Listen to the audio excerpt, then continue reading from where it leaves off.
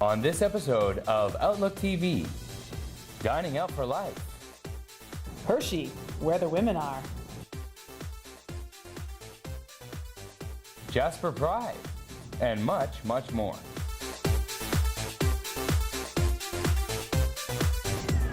Hello and welcome to Outlook TV. I'm Rebecca Wyman. And I'm Dan Doomshaw. Outlook TV is the queer news magazine show that brings you queer stories from coast to coast that matter the most. We're going to start this, our first April episode, with a trip over to Jasper Pride, where we introduce our brand new reporter, Mr. Gay Canada. That's right, it's Christopher Wee, and he brings us the story of Jasper Pride. Hello from Jasper. As you can see right behind me are three flags, the Alberta, Canadian, and our proud rainbow flag. The Mayor and Sue of Jasper Pride Festival Society and I rose the flag this morning, and we had a really good turnout. So now the three flags fly proudly in Jasper. This is the first year that we are involved as a sponsor for the Pride Festival. So the first 4 years, the Pride Society went and they worked very hard at growing the festival, and I'm happy to say that we are now a Grizzly Bear sponsor, and we have committed for the next 3 years to continue our sponsorship. Today is a big celebration. So tell me a bit about the celebration this evening. Actually, we're celebrating our 5th anniversary. I had Lynn, one up from Coco's Cafe, had a great idea and actually put a pride flag in her window at her workplace, and it started from there. We still have many firsts during this festival. We have the first time ever a lesbian comedy show going on right after this event tonight. Right. We have for the first time Fairy Tales movie dinner back again. The second time actually. We have the first time fun run and fundraise on Ski Marmot. And for the first time we also have a Pride brunch with Tony Veer. And on top of all of that, we also have outdoor activities like snowshoeing and ice canyon walk. Actually, this is our 5th year, Guys in Disguise representing Guys in Disguise here at Jasper Pride. So we're thrilled to be back. We're thrilled to see that Jasper Pride has started out small and turned into this amazing function with lots of people out there having a fantastic time. I'll be opening the ski fun run with Jasper the Bear, so I'm looking forward to it. He grew up in the mountains, so he's a pretty good skier. You better start tuning up your ski. Yeah, that's right. He's gonna be- Rebecca, I remember the first time that I tried to give blood, how disappointed I was that I was ineligible because I'm gay. Fortunately, I am allowed to give blood, except of course when I'm in the middle of tattooing. Well, another thing that many people consider giving are organs. And again, they're barred because of their sexual orientation. There is a new public awareness campaign out right now called I Can Donate, and it is to raise awareness with the federal government to allow gay men to donate their organs. Our executive producer, Fred Camperman, brings us more about this important story. On the 29th of April, the House of Commons is going to hear a petition from I Can Donate. Today we have Amanda, who is executive coordinator of I Can Donate. Amanda, why are they so afraid of gay men's blood? Well, that's a tough question. In the 1980s, Canada did experience an outbreak of HIV, and many of these cases were found to be because of blood transfusions. But in the 1980s, we certainly didn't have this the same disease detection tests and medical technology that we do now. And as a response to that, the government and different researchers have certainly invested in ensuring that this sort of epidemic doesn't occur again. And again, the odds are very slim as far as contracting HIV, for example, after transfusion. The chances are 1 in 1.6 million. So again, the legislation is antiquated and is not reflective of some of the medical advancements we've made in Canada. Can you explain the situation as it stands for gay men to donate organs? So currently, according to federal legislation, there are particular groups of people who can legally be excluded from consideration by not only doctors but transplant agencies to be considered eligible for donating organs and tissue. And one of those groups are men who have sex with other men in the preceding 5 years. So the issue really is that it's not that it's illegal for, we can say, gay men to donate organs and tissue, but doctors don't necessarily have to consider gay men for donation. So this has a number of consequences, not only for the LGBT community, but also for Canadian transplant patients. This is a discriminatory act. At the end of the day, all organs are tested, and for a doctor not to have to consider using an organ from a gay or bisexual man is really a discriminatory practice, and consequently it has a negative effect for Canadian transplant patients. There are currently 4,500 Canadians who are waiting for an organ transplant, and when we're automatically excluding a group of people who may very well have healthy, viable organs, then we're certainly reducing the number of potential organs that we can be using. What is the most up-to-date technology that is being used to test the organs and blood? Organs and blood are tested for the same 9 diseases across the board. The most advanced technology that has been used to date for HIV is called the HIV NAT testing, and researchers have found that after a blood transfusion occurs, that the probability of someone contracting HIV through blood transfusion after it's happened are 1 in 1.6 million. So really, the advancements that we've made in technology aren't really being represented in current legislation. Can you tell us about the petition? So last year at the first annual Run for Rocky, the reason why we started not only the run, but also the I Can Donate campaign in his honor, a petition was started calling on the federal government to review its legislation for blood, organ, and tissue donation. And so the petition traveled across Canada, getting the support of over 3,000 Canadians. And we're excited that it's going to be tabled on April 29th by over 30 members of Parliament from all political stripes. Thank you, Amanda. Thank you so much for having me. Back to you, Dan and Rebecca. We're going to have to take a little break now, but do stay tuned. That's right, we have many more stories coming right up.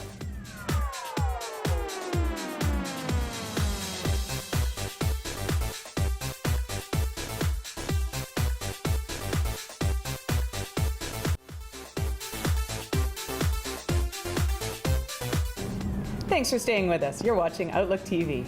Our next story is brought to us by one of our longest contributing reporters, Angus Prott. Angus sits down with Tim Stevenson, who just returned from Cuba. Well, good afternoon, Councillor Stevenson. Good afternoon, Angus. Nice to see you again. Thank you. And now, as part of your international travels, in addition to Russia and Korea, I understand that you went to Cuba. Yes, I went with my spouse, Gary, because, as you know, he's the moderator of the United Church of Canada, and he was asked to go to Cuba and Colombia to put on some workshops. So we did workshops for the GLBT community in both of those countries. He's the only head of a Christian denomination in the world who's openly gay. So that's the reason they wanted him to come, and they wanted him to bring me because we're a couple of over 30 years of being together, and that's something that they haven't experienced. I met a fascinating woman. Her name is Mariela Castro. She is the daughter of Raul Castro, who's now the president of Cuba, and she's the niece of Fidel Castro. And she heads up an institute, a sexuality institute, and she's one of the leading voices for the GLBT community in Latin America, and particularly now on transgendered rights. And she is very involved with the United Nations on these issues and so on. Now, do you know if her actions have had any impact on the actual day-to-day life of gay Cubans? Yes, things are changing in Cuba slowly. Fidel made an apology 3 years ago saying basically that he was wrong at the time of the revolution, that he followed the old Soviet style and thinking, and that he has changed his position, and he apologized. For Outlook TV, this is Angus Pratt at City Hall. Rebecca, do you think being gay and being religious can go together? I do. I think they could be complementary. But you know what? Garrett's CJ Wee examines that very issue. Up next. You've heard of religious groups who condemn being gay or lesbian or queer. But this time, we'll talk to the ones who actually support them. Gay Christian Network started in 2001, and it's a nonprofit. When did it start in Vancouver? So my understanding is that there were people that kind of were getting things going in Vancouver in about 2006, 2007, but it faded away a little bit, and there wasn't a lot of activity. And then I joined with two other people in roughly 2010, summer of 2010, and then all of us together kind of got it going again. GCN aims to support LGBTQ Christians struggling to reconcile their sexuality with their faith. There's two main regions within Canada. There's Western Canada, which incorporates Manitoba, Saskatchewan, Alberta, BC, Yukon, and the Northwest Territories. And then Eastern Canada, which is Ontario East, includes Quebec and all of the Maritimes and Nunavut. There's lots of resources that are available through the website, and then hearing people's stories and that sort of thing. And there's so much coming out now, especially as far as books and the GCN radio and different things that give information and that people can tap into. That it's about finding peace for themselves. That's when I stumbled on GCN in 2008, and I just started reading, resources and testimonies of people who said, you don't have to neglect any part. You don't have to say no to God. You don't have to say no to the gay part of yourself. You can be whole and embrace those two things. GCN facilitates building and broadening gay Christian social networks. They're very informal type of events. The biggest event that we have in Western Canada, we do with the Seattle or the Washington, Oregon, Idaho region, which is called the Pacific Northwest, and we do it together. And that's our Cascadia Summer Gathering. You can only connect so much online, as we know. And the first conference we went to, we've gone to 3 now, and every time we go, it's like a huge family reunion. And you just meet more people. We went to the first time Orlando to meet people in Bellingham. And you make real connections, and it's like a intense, fun gay camp. And you get to just love each other and go for dinners and listen to speakers, and that's where we've made the most of the hugest connections.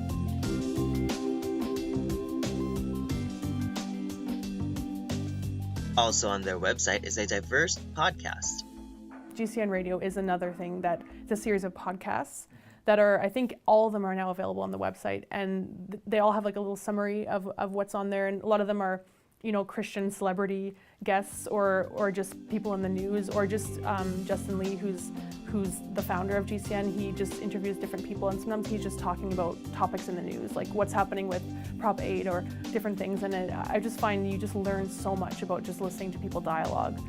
To learn more about GCN, visit their website at www.gaychristian.net. For Outlook TV in Vancouver, this is Garrett CJ Wee. On March 30th, 2014, our beloved Empress of Canada, Ted North, passed away after a prolonged battle with cancer. Ted was a leader in our community, an inspiration to many, and we'd like to take a moment to commemorate him now. Ted is a legend in all of our hearts, from the moment he donned a dress in 1958 and stood on the steps of the then Vancouver courthouse protesting equal rights for LGBTQ individuals, to 2013, when he was honored with the Meritorious Diamond Jubilee Medal. In 1964, Ted North founded the Imperial Empire of Vancouver and the Courts of Canada, and was named Empress of Canada by the Gay Businessmen's Guild. Back in 1964, I was traveling up and down the West Coast with being a gay activist, and I decided that it was time I put on a pretty dress because nobody was listening to me as a man. So the more bling you wear, the more, everybody paid attention, and that's how it all started here. I crowned my first empress in Vancouver here 41 years ago, And next year will be my 50th anniversary as Empress. In 2009, Ted North was inducted into the Q Hall of Fame Canada, alongside Prime Minister Pierre Elliott Trudeau, Janine Fuller, Mark Tewksbury, and Robert Kaiser, for his outstanding accomplishments, a lifetime of sacrifice for the rights of others, and for having raised over $10 million throughout Canada for charity in his lifetime. I traveled and spent much time in San Francisco, at the cafes in the Castro district and in Polk Street. It was there I met the men and women of the civil rights movement, where I found people with the same passion for equality and freedom, and for the next couple of years, I traveled between Portland, San Francisco, Los Angeles, and Vancouver, and on my journeys, I found friendships and formed the greatest ones that would forever change my life. I found an activist in me and discovered a path that I would follow for the rest of my life. There is a celebration of Ted North's life being organized in June. Please check the website for more details. We're going to have to take a short break now. Please stay with us. Vancouver's own Red City!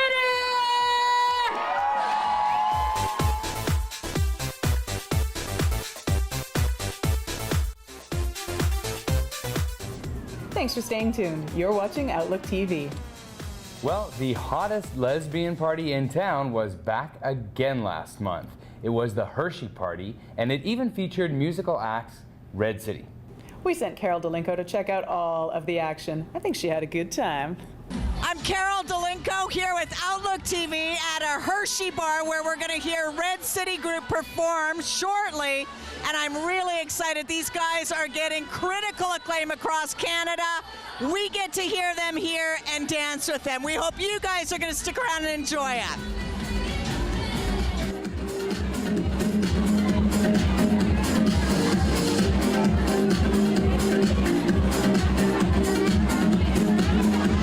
Can you tell me what's going on? We're really excited to have Red City perform at our monthly Hershey bar with our DJ Margaret, and it's Sea of Women. That's what's going on. You guys are going to be performing here tonight? Yeah, we are. We're super excited. We're going to be doing a DJ performance set, and we're going to just go rock the crowd. Vancouver's own Red City!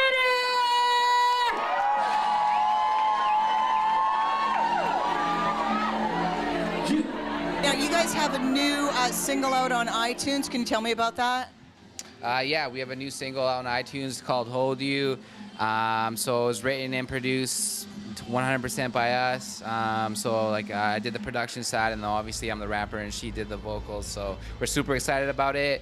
It's getting radio play across Canada right now, so check it out.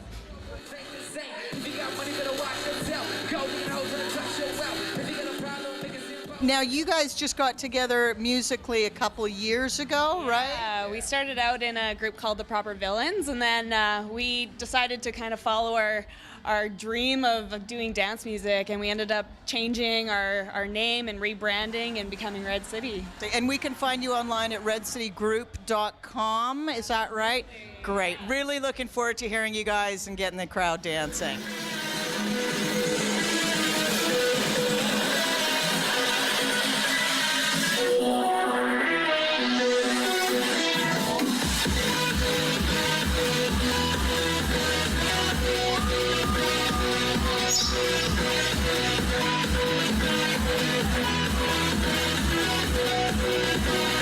And now it's time for our favorite segment, Out Across Canada!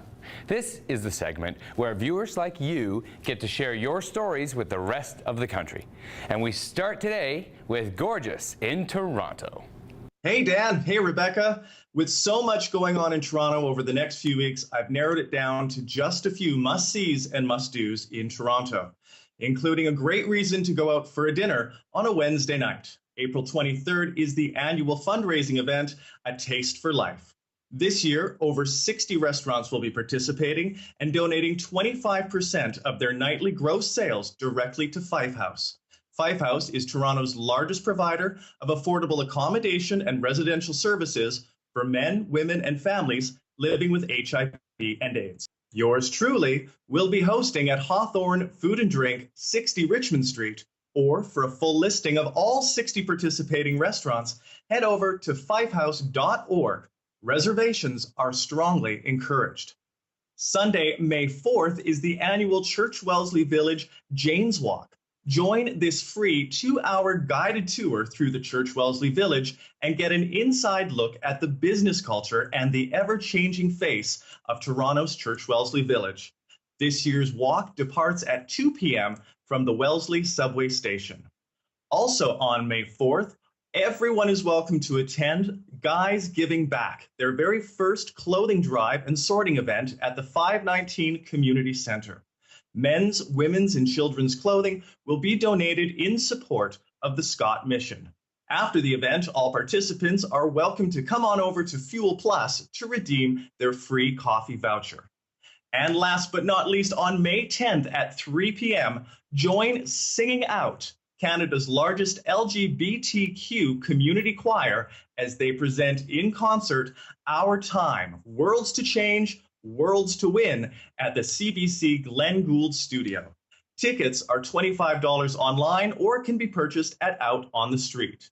There'll be music from the Beatles to Stephen Sondheim and everything in between, a great warm-up event for World Pride 2014 festivities. Lots coming up in the next month. I hope to see you here on Outlook Television. Right back at you, Dan and Rebecca. Dining Out for Life is an annual fundraiser raising funds for AIDS service organizations. And what could be better than experiencing the best cuisine while contributing to a great cause? We sent reporter Suzanne Cole to check out Vision Vancouver's Dining Out for Life. We are here at the Odessa Bistro for Dining Out for Life. Let's go in and see what's cooking. This is my second year participating in Dining Out for Life, my first year at Odessa, and I'm looking forward to the delicious meal ahead. We need to recognize that there are a lot of vulnerable people who need care that are living in our city, and everybody doing their part to pitch in to help care for the vulnerable in our city will help us to build a better city, a healthier city, and a more compassionate city. 100% of the proceeds directly benefit Friends for Life and A Loving Spoonful. I think the most important part is the impact and the changes that we're making in people's lives. At A Loving Spoonful, we're delivering meals to some of the most vulnerable people who have barriers to food security and really need extra help. At Friends for Life, we can serve a 3-course meal to someone living with HIV and AIDS for $3 altogether. So the average person going out spending $50 for dinner buys 17 meals for someone living with HIV at Friends for Life. It's an immediate, tangible impact. We know between Loving Spoonful and Friends for Life, we know that food is medicine. And it's the reason that we do what we do, so that people can live long, healthy, prosperous lives. From Whistler to White Rock and across the Lower Mainland, Friends for Life and A Loving Spoonful are committed to community.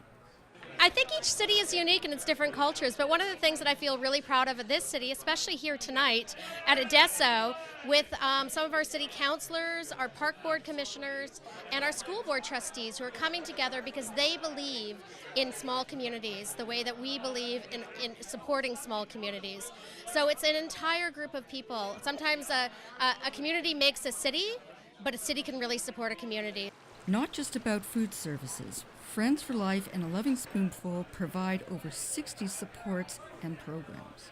This is, I think, my second year attending a Dining Out for Life event. I had such a good time last year. It's such a wonderful way to come together with friends and other people who share some of the same values and celebrate a cause and support it at the same time. It's a great event to be part of, and I just love it. Odessa Bistro is proud to be restaurant partner for 2014's Dining Out for Life.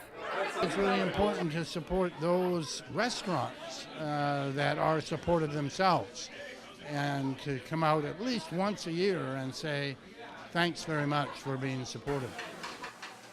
I think it's the people, quite honestly. The people that are in work, doing the work. They're such wonderful, warm people. They connect very well with the whole community, the whole city. So I think we have a lot of loving people that are doing the work. This has been Suzanne Cole for Outlook TV, Vancouver.